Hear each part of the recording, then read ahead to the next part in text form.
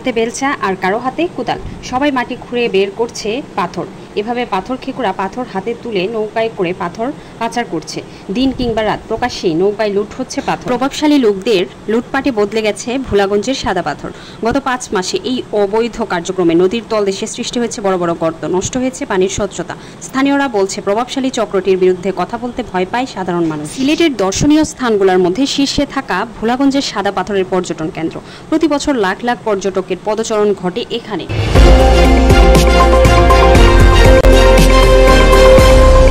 গত বছরের 5 আগস্টের পর থেকে শুরু হয়েছে লুটপাটের মহা উৎসব। স্থানীয়রা বলছে গত 1 বছরে লুট হয়েছে কোটি কোটি টাকার পাথর। এ বিষয়ে প্রশাসন বলছে নিয়মিত অভিযান চলমান রয়েছে। পর্যটক সহ স্থানীয়দের দাবি, অবিলম্বে পাথর খেকুদের বিরুদ্ধে আইনি ব্যবস্থা গ্রহণ করে ঠেকাতে হবে ধ্বংসযজ্ঞ।